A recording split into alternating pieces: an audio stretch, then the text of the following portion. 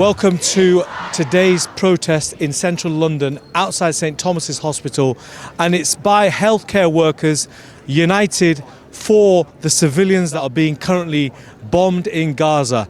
It's quite a large protest. There's probably a few hundred over here. It's quite cold as well, actually, but the weather doesn't matter. They're here to show their solidarity with the people of Gaza, and we're going to follow this march and this protest, which is going to take place, it's going to go from here across Westminster Bridge, outside Downing Street, where they'll be obviously making their views known to the British government. As we speak now, Israeli army snipers are surrounding Al-Auda hospital in Jabalia camp and continue to fire into the hospital, trying to kill as many of the staff as they can. As we speak now, Israeli tanks surround Al-Ahli Baptist Hospital, and Israeli Air Force has been bombing the area around the hospital. As we speak now, Israeli forces have tried to shut down Al-Sahaba Hospital, the only working maternity unit in northern Gaza. This continuous war against the Palestinian health system aims at making Gaza an uninhabitable place, so that the wounded die slowly and the ill die as a result of what were chronic illnesses. We also stand here in awe of Palestinian health workers.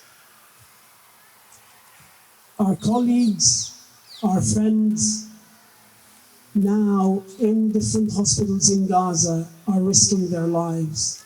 What I have been seeing over the last 2 months is unprecedented. We feel, we sense, we see, we follow a movement that is unstoppable. A movement by doctors to defend their counterparts.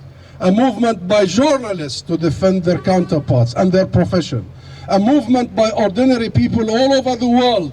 A movement that will go all the way to liberation, to ending occupation, to ending the oppression and injustice, because the millions in the world are no longer just defending Palestine as they are, but they are defending themselves, their values, their rights. They see that Israel is dragging everyone into this immoral orbits of wars against people.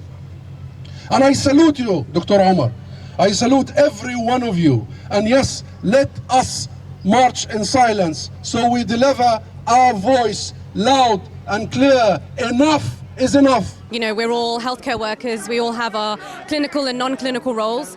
And we're doing this, you know, after we finish seeing our patients, after we put our kids to sleep, after night shifts. So in terms of numbers, it's really hard to say. There's people all around the world. But I think as healthcare workers, we just deeply understand the human cost of what's happening and the urgency and responsibility to show our voice collectively and visibly that this has to end.